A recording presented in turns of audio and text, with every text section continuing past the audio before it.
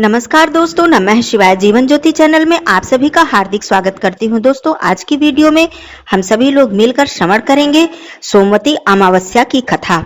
सोमवती अमावस्या हम सभी सुहागिन महिलाओं के लिए बहुत ही उत्तम और सौभाग्यवर्धक व्रत माना जाता है। इसकी पूजा अर्चना करने के बाद हमें कथा का श्रवण अवश्य ही करना चाहिए। आइए कथा आरंभ करती हूँ। एक गांव में एक ब्राह्मण ब्राह्मणी तथा उसकी पुत्री निवास करते थे। समय के साथ साथ पुत्री बड़ी होती गई और बड़े होने के साथ ही उसमें सभी स्त्रियोचित गुण पुष्पित व पल्लवित होते गए। वह बालिका अत्यंत ही सुंदर, संस्कारवान, गुणवान थी, किंतु गरीब होने के कारण उसका विवाह नहीं हो पा रहा था, जिससे ब्राह्मण ब्राह्मणी तथा कन्या तीनों ही दुखी रहते थे। एक दिन उस ब्राह्मण के यहाँ एक साधु महाराज पधारे।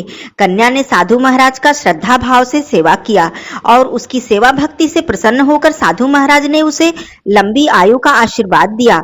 किंतु जब उसका हाथ देखा तो उनके चेहरे पर एक अजीब सा भाव आ गया। तब ब्राह्मण ने साधु महाराज से पूछा, क्या बात है महाराज, आप कन्या का हाथ देखते ही क्यों उदास हो गए? तब साधु महाराज ने कहा, कन्या के हथेली में विवाह के योग रेखा है ही नहीं। यदि इसका विवाह हुआ तो यह वैधव्य का जीवन व्यतीत करेगी।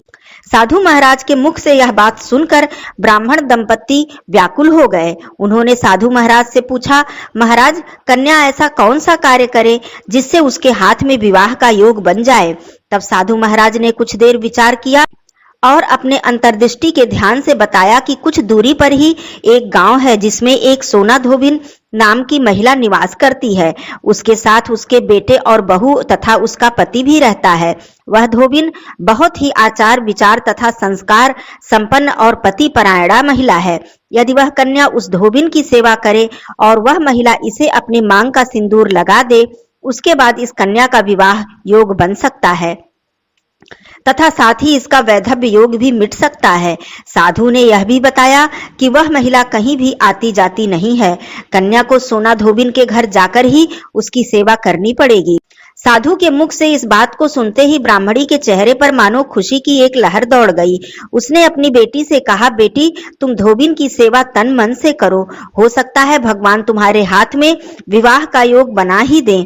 अगले ही दिन कन्या प्रातःकाल उठकर सोना धोबिन के घर जाकर साफ सफाई और अन्य सारे कार्य करके सूर्योदय होने से पहले ही वापस आ गई। ऐसा वह रोज करने लगी। एक दिन सोना धोबिन अपनी बहू से पूछी, बहू, तुम तो बड़े जल्दी उठकर सारे काम कर लेती हो, कहीं कुछ पता ही नहीं चलता। तब बहू ने अपनी माता से कहा, माता जी, मैं तो देर से उठती हूँ। मैं तो यह सोच रही थी कि आप सुबह सुबह उठकर सारे काम कर देती हैं। तब सास बहू दोनों सोचने लगी कि जब हम दोनों यह काम नहीं करते हैं, तब ऐसा कौन है जो हमारे उठने से पहले ही आकर चुपचाप सारे काम कर जाता है और बदले में कुछ भी नहीं लेता है। तब सास बहू दोनों ही निगरानी करने लगी कि कौन आखिर यह सब कुछ कार्य करके जाता है। एक दिन जब ब्राह्मण कन्या सोना धोबिन के घर का सारा काम करके जाने लगी, तब सोना धोबिन उसके पैरों में गिर पड़ी और पूछने लगी कि हे देवी, तुम कौन हो और इस तरह छुपकर हमारे घर की चाकरी क्यों करती हो? तब कन्या ने साधु के द्वारा बताई हुई सारी बात सोना धोबिन को बता दी। सोना धोबिन एक पति परायणा नारी थी, अतः उसमें एक तेज विद्यमान था। वह अपना सुहाग ब्राह्मण की कन्या को देने के लिए तैयार हो गई। धोबिन के पति कुछ अस्वस्थ थे। उसने अपने बहू से कहा कि जब तक मैं लौटकर नहीं आऊं, तब तक तुम इनकी देखभाल करना। ऐसा कहकर सोना धोबिन ब्राह्मण की कन्या के साथ चल दी और उसने अपनी मांग का सिंदूर कन्या के मांग में लगा दिया। सोना धोबिन ने जैसे ही अपनी मांग का सिंदूर कन्या की मांग में लगाया, उसके पति स्वर्ग सिधार गए। चूंकि सोना धोबिन एक पति परायणा नारी थी, अतः उसे इस बात का आभास था। अतः घर से यह सोचकर वह निर्जला ही चली थी, यदि मुझे कहीं भी पीपल का पेड़ मिल जाएगा तो मैं रास्ते में ही पीपल के पेड़ की भौरी देकर उसकी परिक्रमा करके ही अन्न को ग्रहण करूंगी। जब सोना धोबिन ब्राह्मण कन्या को सुहाग दी, तब ब्राह्मणी ने पूरी पकवान भेंट स्वरूप दिए थे, लेकिन सोना भौरी पकवान से न देकर 108 ईंट के टुकड़ों से दी और 108 बार पीपल के पेड़ की परिक्रमा की। तत्पश्चात उसने जल ग्रहण किया। ऐसा करते ही धोबिन के मुर्दे पति के शरीर में वापस जान आ गई और वह जीवित हो गया।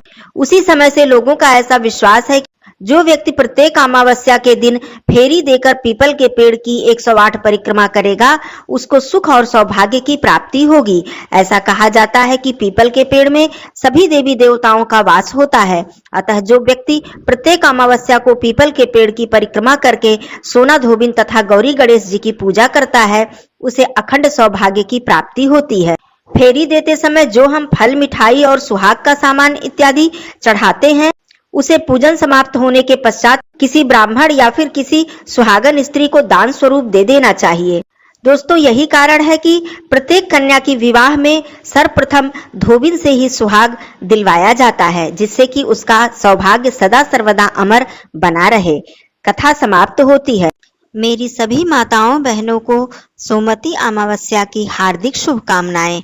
बोलिए श्री गणेश भगवान की जय, माता गौरी मैया की जय, सोना धोबिन की जय। धन्यवाद दोस्तों। नमः शिवाय। हर हर महादेव।